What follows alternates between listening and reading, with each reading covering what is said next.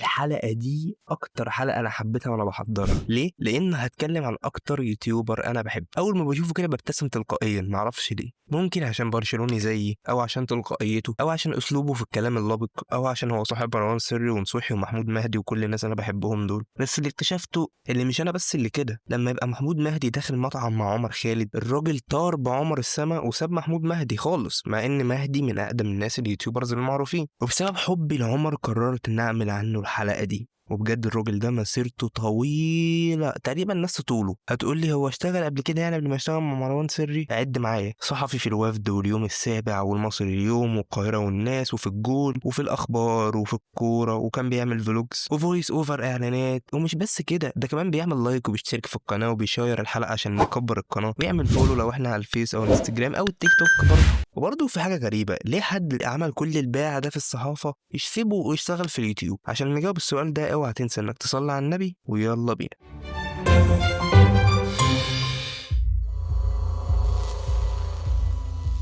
عمر خالد خريج أكاديمية أخبار اليوم قسم صحافة، وكان نفسه إنه يشتغل في التلفزيون، كان شغفه الأول. وحابب أقولك إن لو أنت فاكر إن صلاح أول مصري يتعمل له جدارية في تاريخ المصريين، فعمر خالد سابه ياكل عيش. والله نرجع لموضوع عمر. لكن عمر ابتدى شغله في جورنال الوفد، بس ما كملش شهر فيه، وجاله شغل في راديو اليوم السابع الإلكتروني على النت. يعني الكلام ده برضو كان 2011 زي كده. أهلا بكم وإليكم أبرز العناوين.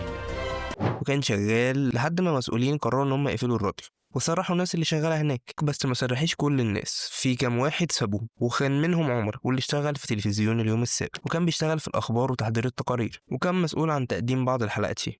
بعد كده قرروا ان هم يوقفوا البرنامج، وبرضه مشي. بعد كده راح اشتغل في المصري اليوم، ودي اطول شغل مهني اشتغل فيه عمر. اشتغل هناك 10 سنين، وعمر كل ده مش شغال في المجال الكروي ولا يمت ليه بصله، بل كان عايز يشتغل في الاخبار العالميه. بس عمر كان بيشتغل في الاخبار كلها، وكان بيشتغل في التقارير، وكان بيشتغل فويس اوفر. وبعديها حصل اندماج بين المصري اليوم والقاهره والناس، وعمر كان الفويس اوفر الرسمي للقاهره والناس. قد يصيبك بعض الحزن عندما يخسر فريقك الذي تشجعه مباراة ما، ولكن بماذا يمكن أن تشعر؟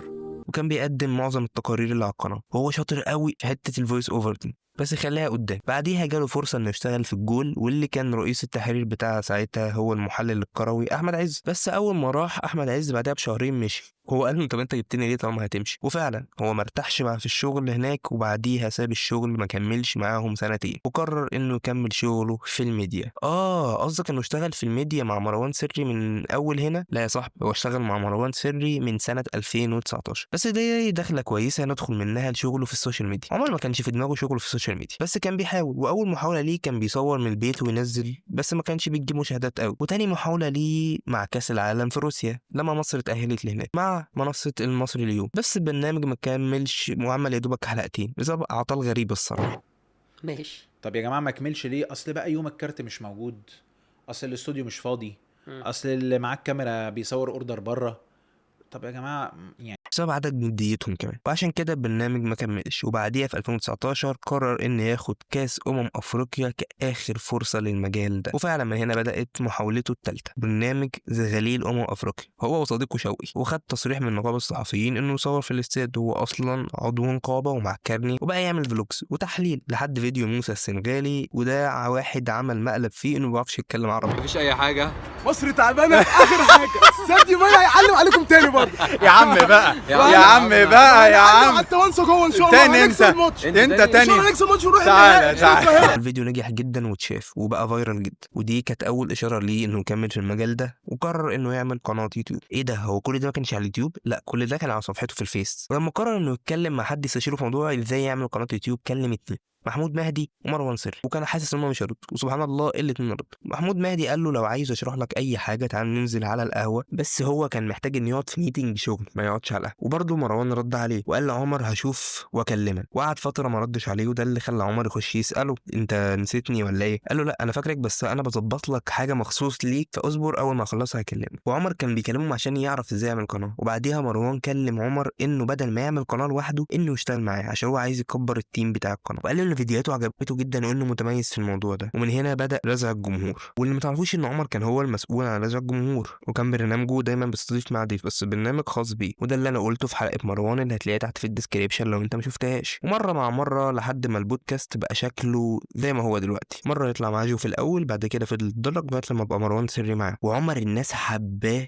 جدا، والناس كانت عايزه انه يعمل قناه ليه لوحده، وفعلا كلم مروان عشان ما يزعلش، واتفاجئ ان مروان اصلا بيقول له اعمل طبعا القناه، وفعلا عمل القناه. وعمر في قناته بيتكلم عن برشلونه، وبرنامج الحكايه والروايه دي كانت بدايته، وده كان صوت بس برنامج الحكايه والروايه. وعمر في حوار الصوت ده رهيب، هو فويس اوفر جامد جدا. والحوار ده بدأ معاه من اول ما كان شغال في الراديو في بدايته. مروان لما عمل كازينو الالعاب ما كانش مخطط ان عمر يبقى هو الحكم بتاع البرنامج، بدليل ان اول حلقه كان هو ضيفها فيها اصلا، ومن تاني حلقه هو بقى عمل دور الحكم لان هو كويس جدا فيه، وابتدى من ساعتها افيه شيف ولا طباخ. واتمنى نعرف رايك انت في الحوار ده، هو شيف ولا طباخ؟ وفي الكارير مود الكوره مع عبد الحميد، والله البرامج الحلوه بتتخطف، مره الكارير مود ومره صباحه يا خوفي على كازينو الالعاب وسكرو، ده انا اعمل لكم فيها صور وابعتها للجروب صياحه كوره يحلكوش اكتر من سنه. والرياكشنات عمر خالد في الرياكشنات رهيب قوي، هو اهلاوي برشلوني، فلما بيبقى فيه هرم معاه في الرياكشن الصراحه لازم اتفرج عليه. وفي حته في عمر خالد كده انا بحبها، هو انا بيعرف يزعق امتى ويخليها تتحول لافيه. يعني مثلا في عنده اصل مش هتمشي يا نصوحي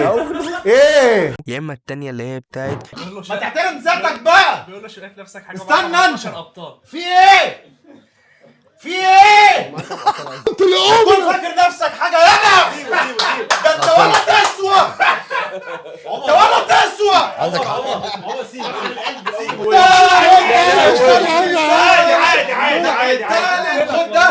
خد ده هو فاهم هو يزعق امتى ويخليها تتبروز كافيه، وبرضه فاهم يسكت امتى. انا افيه المايك بتاعه هو ومهاب ده بيفشخني ضحك الصراحه. وبرضه هو كروي جدا مع انه ما ابتداش في مجال الكوره بل في مجال الاخبار. عمر دايما اكتر حاجه بتميزه شغفه انه يتطور. يعني مثلا لما جه كاس عالم اتطوع انه يكون مشارك في كاس العالم، وكان فاكر انه هيبقى هناك من الصحفيين او حاجه تانية غير كده، ما كانش يعرف انه اللي هيمسك حاجه زي الامن بتاع الاستاد ويبقى حارس حد الصحفيين. وكان هيرجع بسبب الحوار ده لحد ما شاف عم الناس ابو تريكه هناك، ودي كانت تاني اشاره انه يكمل هناك. وتصور مع عم الناس وتصور مع كريستيانو وميسي، يا بخت ميسي والله. هو بيبص لكريستيانو كده ليه؟ تحسه قلب على سبيد لما بيشوف ميسي. وخلي بالك اللي هو عامله ده تعتبر مغامره منه. ليه؟ لانه مش هياخد فلوس من الكلام ده، هو بس ليه اقامه، وكمان مش مسموح له بالتصوير، يعني صعب يصور فلوجات. بس هو كان مبسوط بالتجربه وكان واخد فيها اكسبيرينس حلوه، وهو كان ده اهم حاجه عنده. كمان كفايه انه شاف ميسي الصراحه. بس اكتر حاجه بتميز عمر انه محاور عظيم جدا، فلما يعمل بودكاست ماتش ودي ينجح بطريقه جامده جدا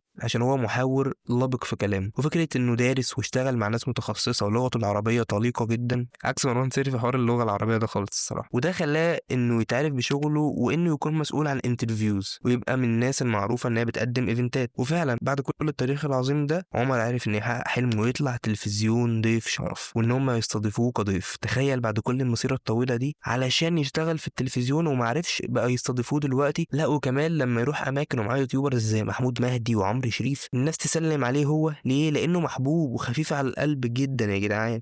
ده في حلقة أحمد مجدي وأحمد حسن اللي في كازينو الألعاب كان بيقول إفيهات أعلى منهم، وبيعرف يتأقلم مع أي حد. يعني دور ال16 مع محمود مهدي شغال كورة وتحديات، أودي يا باشا مفيش مشكلة. دور 16 أكل، هذا ما نحلم به يا أستاذ عمرو والله. وبمناسبة دور 16 في الأكل منساش تشوف حلقة الفود بلوجرز اللي احنا عملناهم، اللي قلنا عليهم إيه الفرق بين الفود بلوجر والفيديو ريفيور، واللي تظهر لك فوق وهتبقى تحت في الديسكربشن. فهو عنده قبول غير طبيعي، بس ده يمنعش ان ساعات بيطلع منه تصريحات غريبه الصراحه زي ان مبابي فطشه، لكن برضه لما بيغلط بيعتذر او بيعترف بخطأه. وعلى فكره هو لما قال ان هو الوحيد اللي خسر وما كسبش في تحدي صباحه، حبيت افكر ان احمد عز معاه في البرنامج، لا مؤاخذه يعني، لا مؤاخذه استاذ عز، بس برضه لنعطي كل ذي حق حقه. انت اقصى حاجه عملتها في البرنامج ده انك اتعادلت حلقه. في النهايه هو كما يقول جميل المحيا، احنا بنحبه كده وبنحب تنوعه وشغفه للشغل ده. وبجد انا كنت بشوفه بطريقه، وبعد ما حضرت الحلقه دي بقيت اشوفه بطريقه تانية احلى بكتير، لان الراجل ده كان بيسعى بشكل غير طبيعي انه يطور نفسه وانه يكون عند حسن ظن الناس، وبيحترم جمهوره جدا اذا كان كبار او صغيرين. وفيسكا بارسا